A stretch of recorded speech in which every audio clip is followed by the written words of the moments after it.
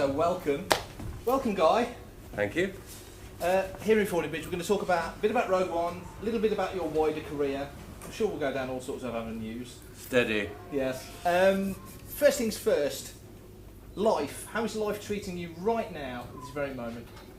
Well, it's a rather deep question, isn't it, for a Saturday lunch? It's all right. Yes, we've just moved back to the New Forest where I was brought up. Went to Brockenhurst College, so that seems to be the arbiter of whether you are a proper local or not. You went to Brock, and I've spent 40 years away from the place and doing acting lark all over the shop. And a few weeks ago we succeeded in moving back here, whilst I'm still trying to finish off Holby City, which is the show I do where I pretend to be a doctor. So I'm knackered, but happy to be back home in the New Forest, I have to say. I mean, obviously, the wider public will know you best, I would say, for Holby. How has it been now? You've been on that show, what, 11 years?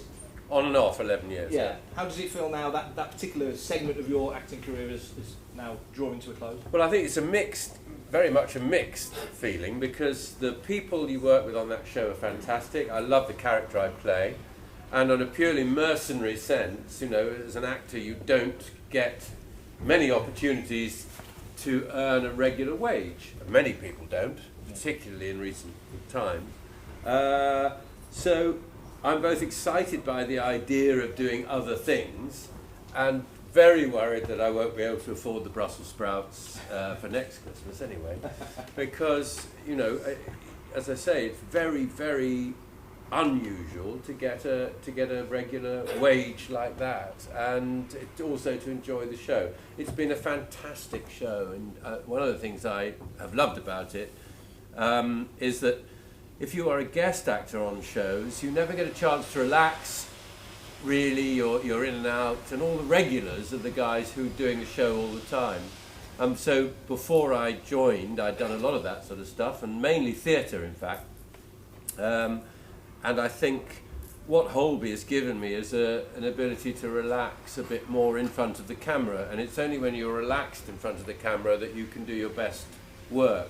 If you are a rabbit in headlights and your shoulders are up and you're frightened, you can't do your best work. So it's been a baptism of fire all day, every day for the last 11 years on and off. Not every day, but it's been a fantastic job, and I'm sad that it's finishing, but I'm excited about whatever may come along. I hope there is something, but you never know. I mean, I am tall and a funny shape, so I do tend to work. I've got lots of nice-looking, ordinary-shaped friends who are actors who don't work because there are so many of them. But if you're 6'4" and a bit strange, then you are likely to get roles. I should be quizzing. Yes, join the club. Yeah. Before we get to Rogue One, which is obviously the crux of what we're going to talk about, you were also in the Harry Potter series as well. How did that come about? Because to be involved in a tremendously successful series as that was, how does a role like that come across your sort of table, if you like?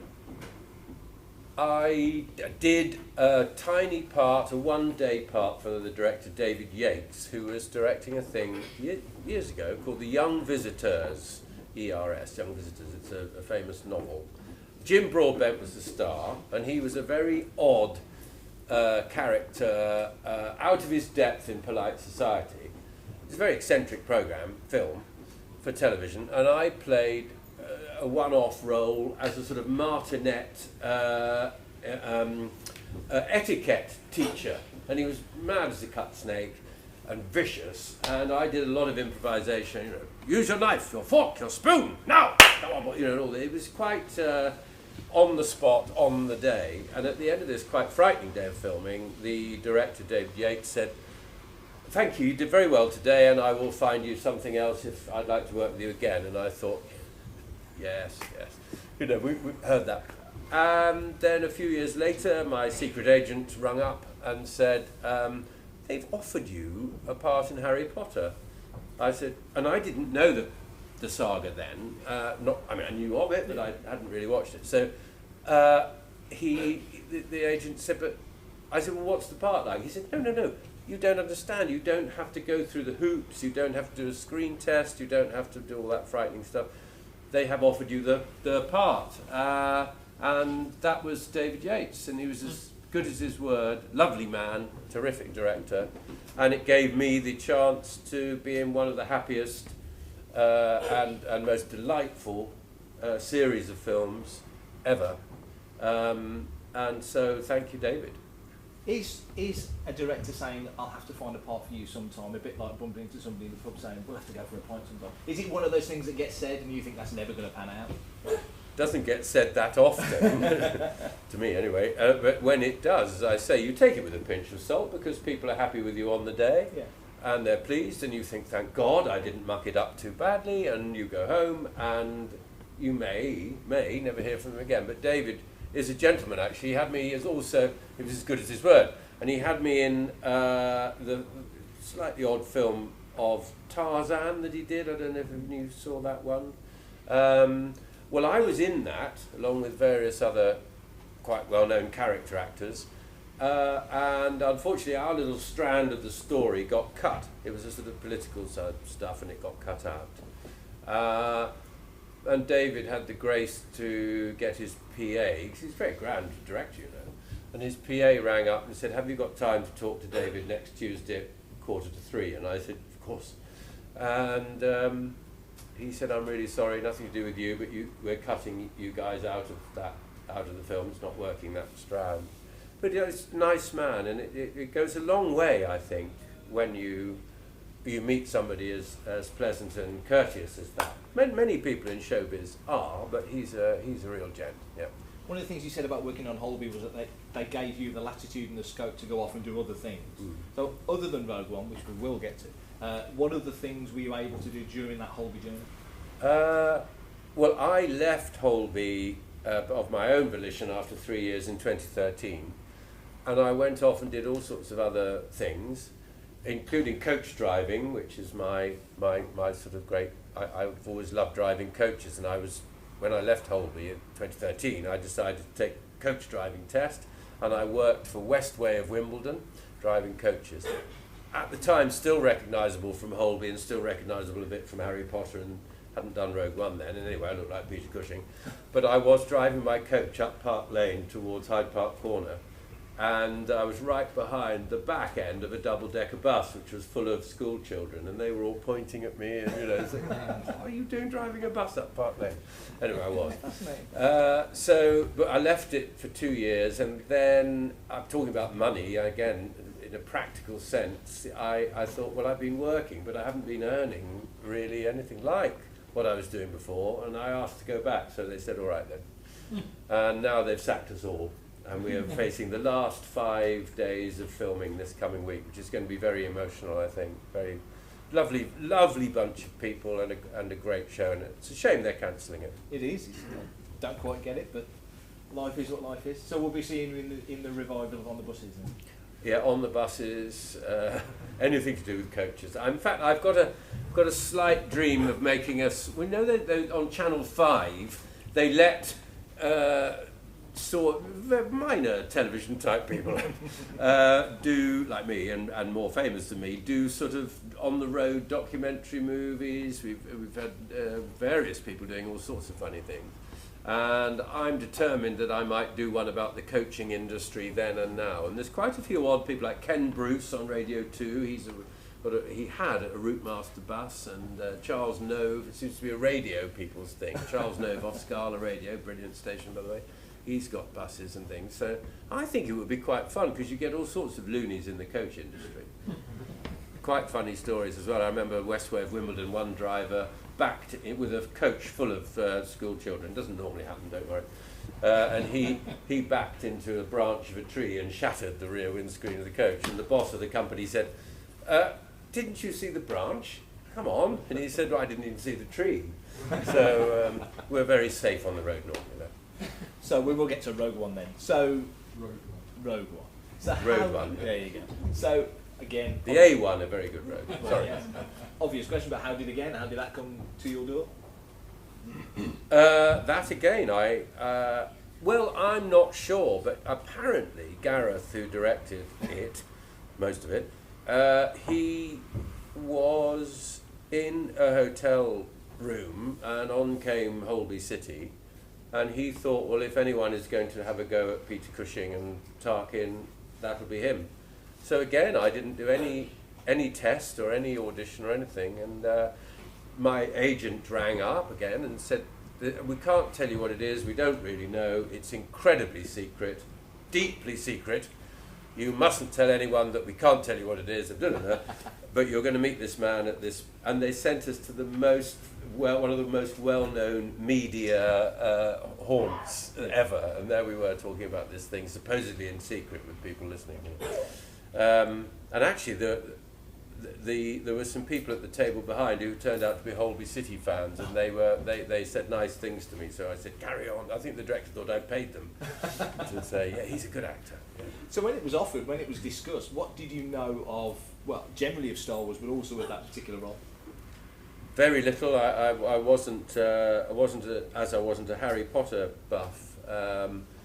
I didn't know very much about it, but I swiftly immersed myself in it, and my friend Geordie Scott Fraser, who's an actor I met at the National Theatre when I was doing plays with him there, he's a great Star Wars fan, and he marshalled me in the direction of, I suppose it's not an exact impression of Peter Cushing, I wasn't capable of that, but I tried to get the flavour, the essence of the character and the voice, although as I've said to some people here earlier, I was deeply disappointed when the film came out, and quite a lot of my now ex-friends texted me and said, when they saw Tarkin, they said, oh yes, as soon as you opened his mouth, I knew it was you. So I thought, well, all those months and months of pretending to sound like Peter Cushing have been a bit wasted, haven't they?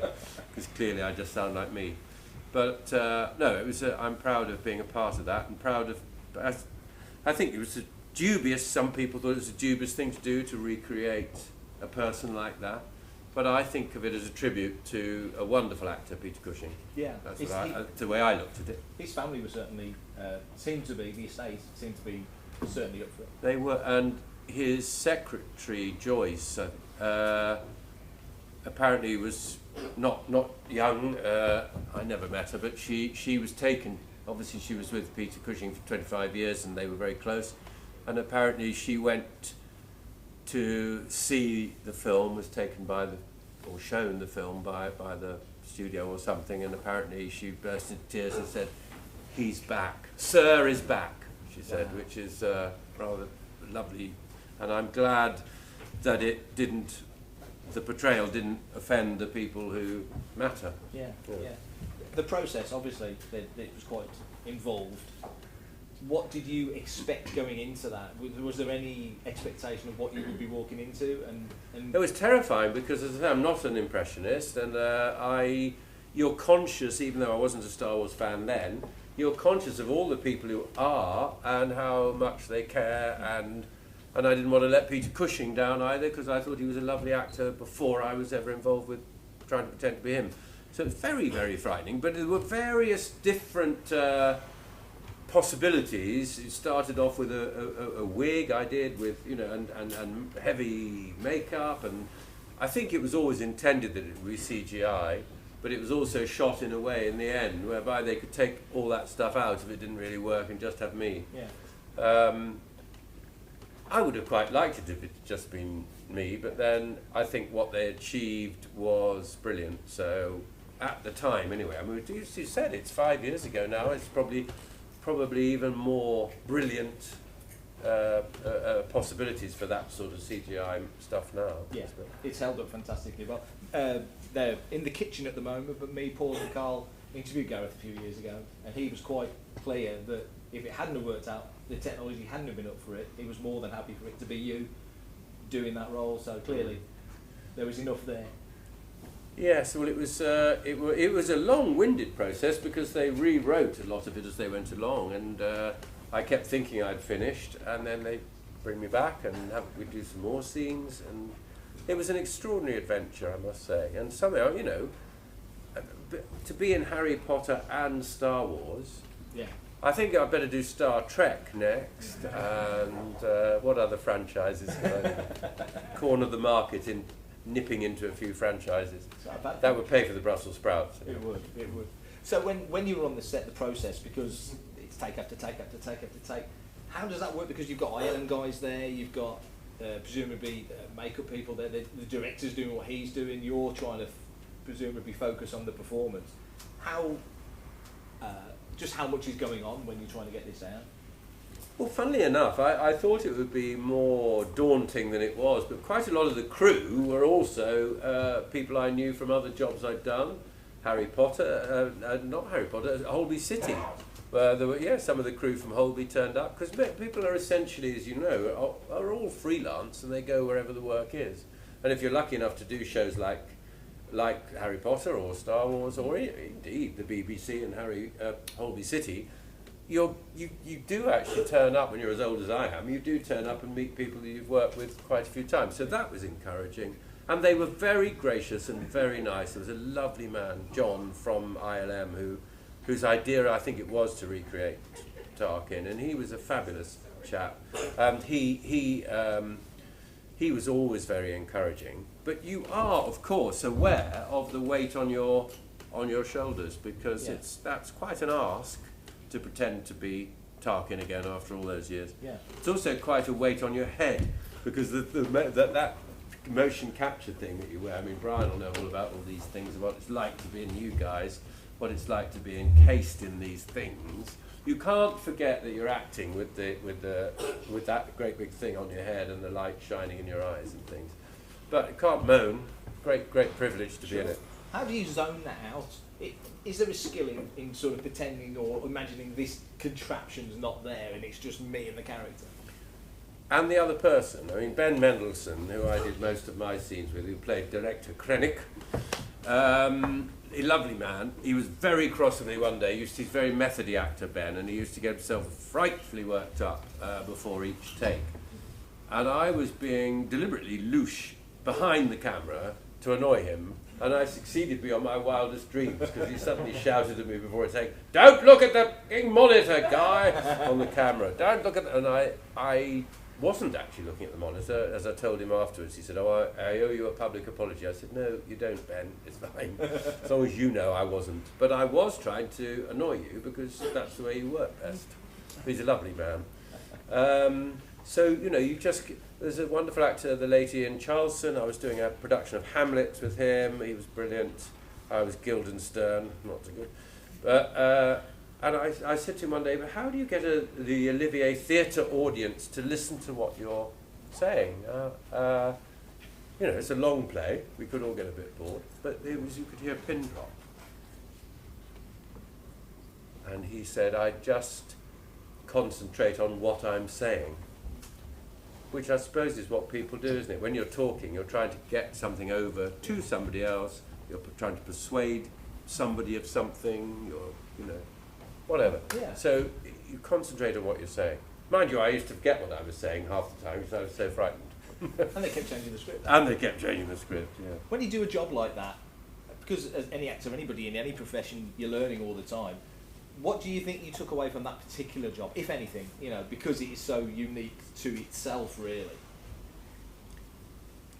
I think, in a funny sort of a way, just what I've been saying, the fact that however outlandish it is, whatever you're wearing, basically what you're just trying to portray a character, a person, or extraordinary monster, or whatever it is you're trying to do, that's what you're trying to fulfill. Yeah. And in that sense, every job is the same.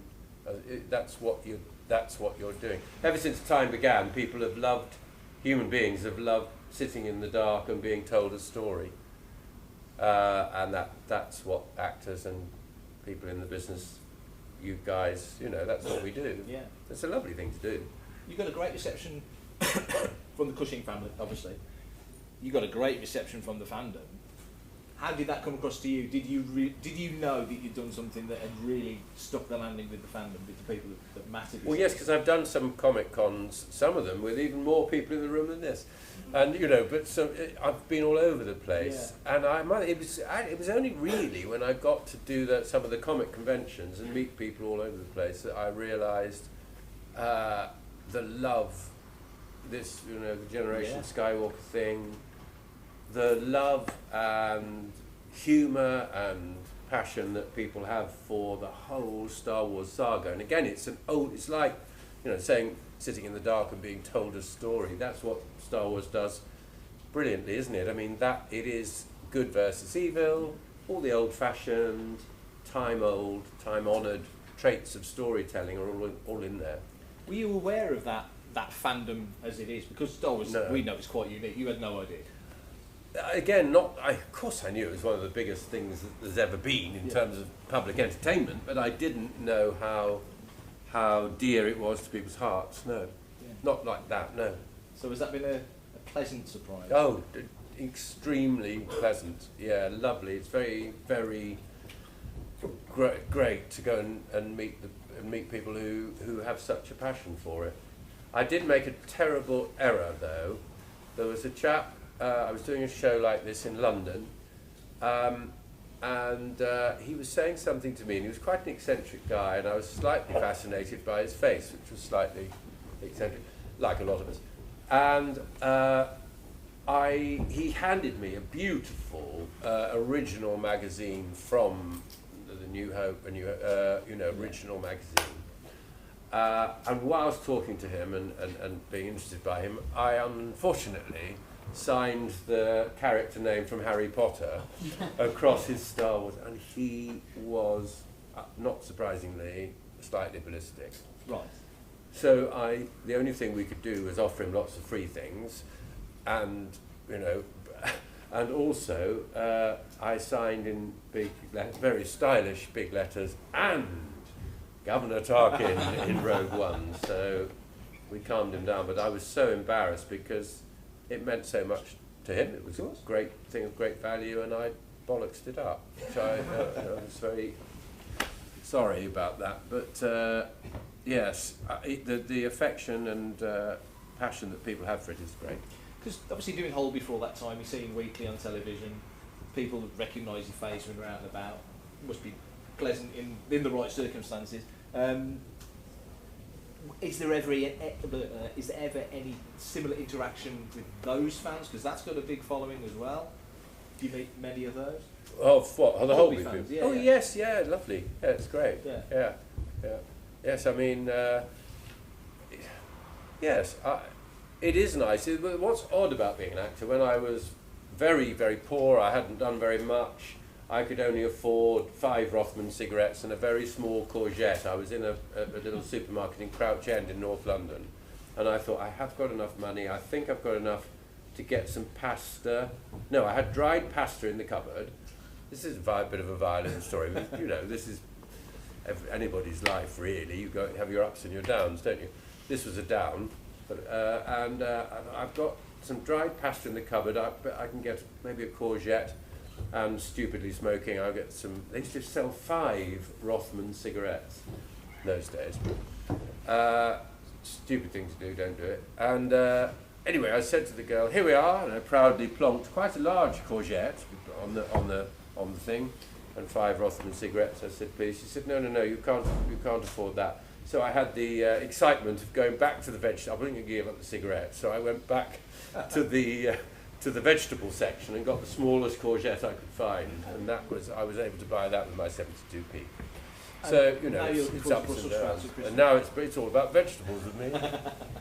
Yeah. What was the question? Oh, I can't remember. No. So now you've done visual effects work in stuff. Potter, not in the same way, but with effects around you, and then being very much the focus in Rogue One.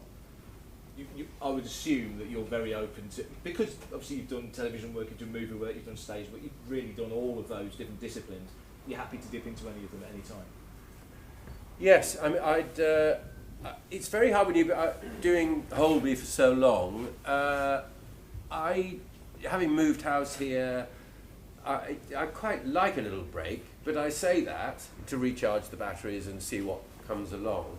I say that, and of course, again, I'll be worried that I'm not working. I'll be phoning next Friday, I'll be phoning the agent up and saying, "Has David Yates called at all from Harry Potter?" But yeah, I don't know. We'll see. That's part of the excitement, is not knowing what's going to happen next. Yeah. As long as something does, then that'll be be great. Yeah. Is there anything on the wish list? Is there a role that evaded you that you think, oh, maybe I can circle back and snag that one? Not on screen. I would have loved to have played. I think part of being an actor is you fool yourself. You know, you're hoping that you will be able to do this. I mean, I wanted to play Cyrano de Bergerac, great part, but I'm not right for it. I wanted to play Richard II, but I never did, which is just as well because I think it's a very long-winded play, and I think the only person who enjoys Richard II is the man playing Richard II. He never stops talking all night. But yeah, I don't know. I haven't got anything. I wanted to do the play Shadowlands, which is about C.S. Lewis and his wife, and my friend Hugh Bonneville rudely did it at Chichester a couple of years ago. So that's probably on the back burner for it. Mind you, I could do it in a few years' time, couldn't I? And do it even better than he did. Yes. But no, nothing particularly. And you think you're tired of acting, you think you've done it for 40 odd years now, and then I'm a bit jaded, and I've done this, I want to rescue donkeys and have my dogs in a new forest.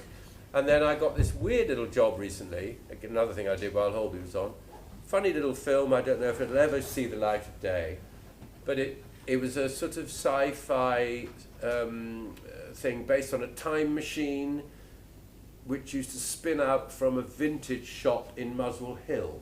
It's called The Unreason. And I looked at the script, I thought, a bit odd.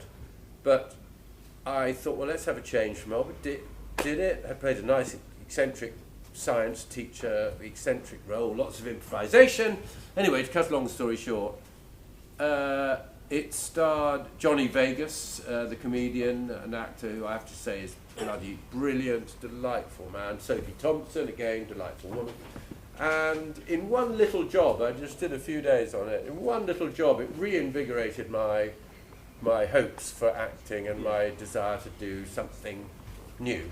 So, on to the next. Yeah. Sorry Holby's going, I've loved it, but Yeah. you don't join the theatre to become a commuter, actually. Yeah. And there's a day after day thing of driving to work, getting home, trying to get some sleep, driving back.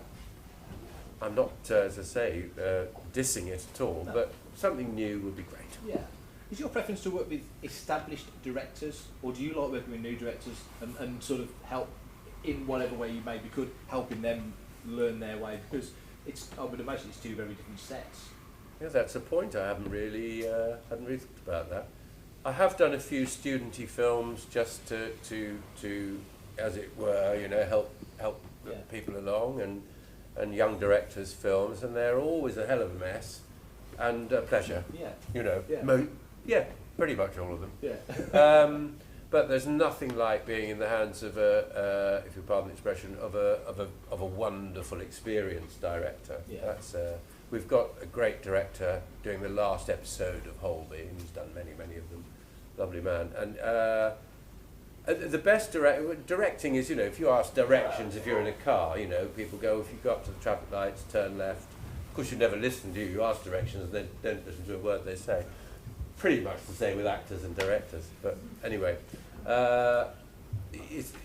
directing is pointing the way. Yeah. And some people are good at it, and some people are less good at helping the actors, but they're perhaps good at helping the technical side of things more.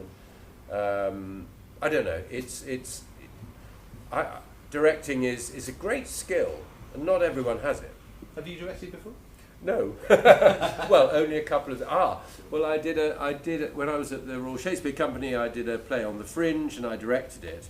And I'd always wanted this actor to be more human, less technically proficient, but more twinkly and human. Yeah. And I worked hard with him, and we got it like that. And then the first performance, he went straight back to what he would have done on day one. Which is what another very famous director, Ian Judge, said to me, well, I don't know why we bother to rehearse for all these weeks, because you will do what I employed you to do in the first place. Right. Yeah.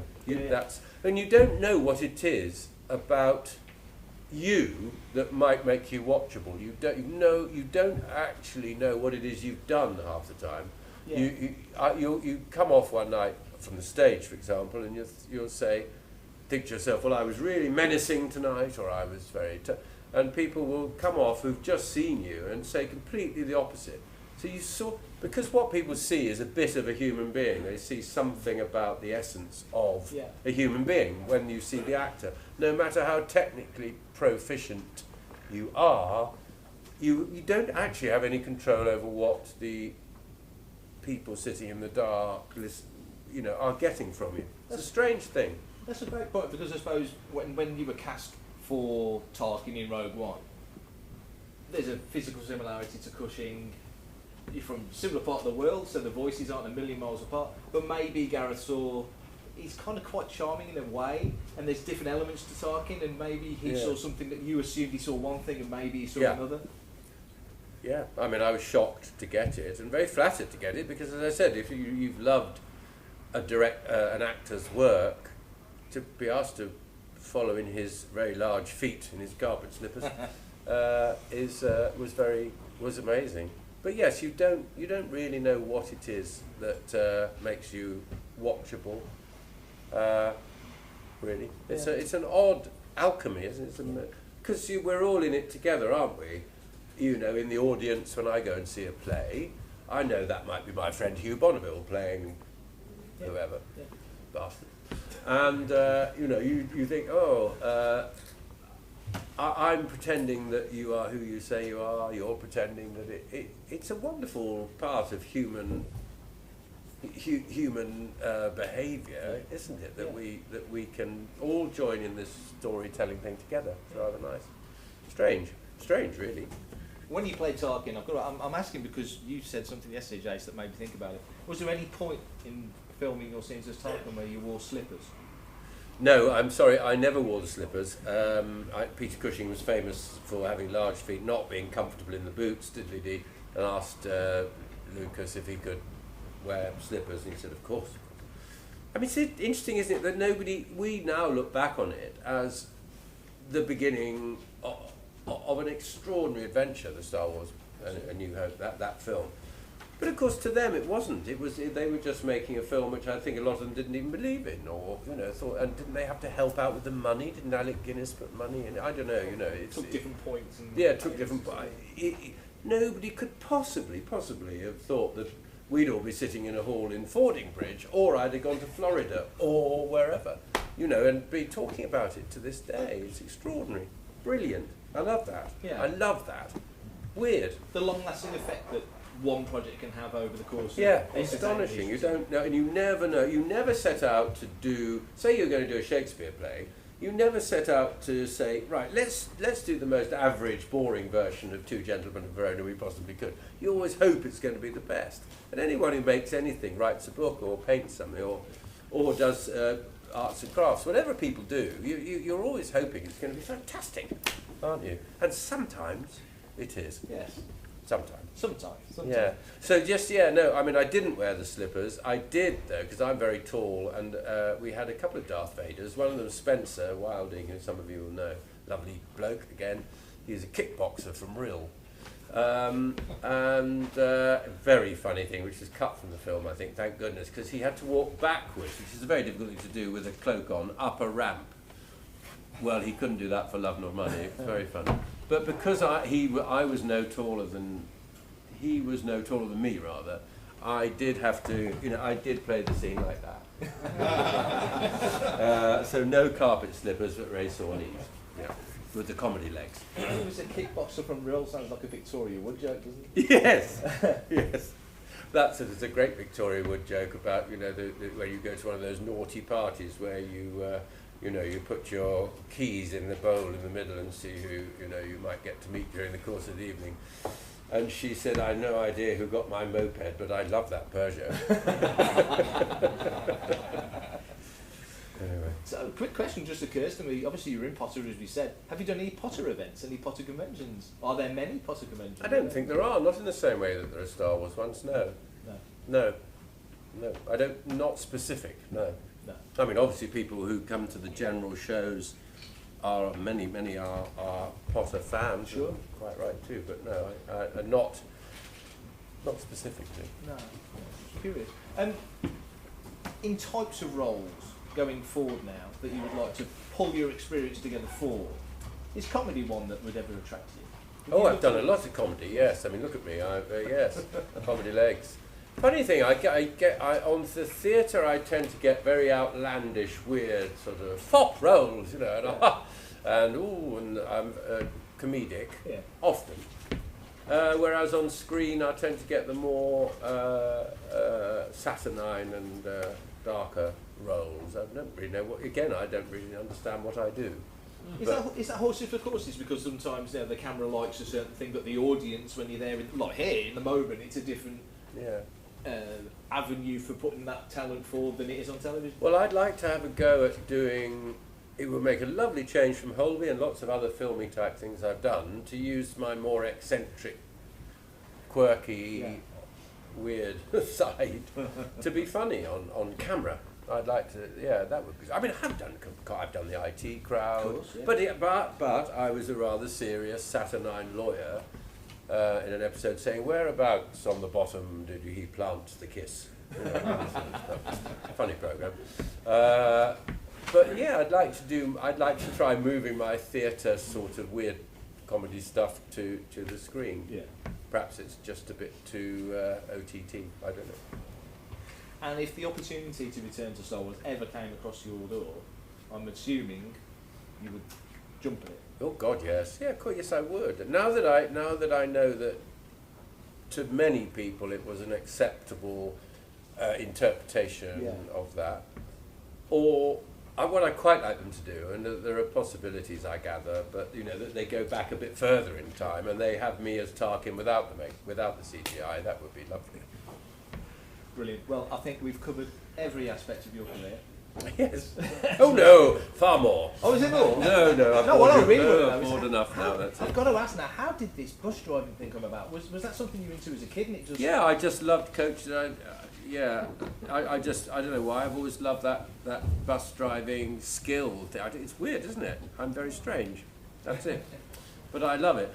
Mind you, see, there's the actor's arrogance, because I thought, as I always admired because I used to sit at the front of the London buses with the pretend steering wheel, you know, pretending to drive them. I've always loved driving, and so I took my test for the coaches, and I got a job in Wimbledon, as I said, and I thought that everybody in my coach would be amazed by my skills and virtually weeping with delight to be on my coach and asking for my autograph. Nobody takes a bloody bit of notice of you at all as a coach driver. You get you can stand at the entrance of the coach if it's, you know, you're greeting people to take them on a tour somewhere or whatever.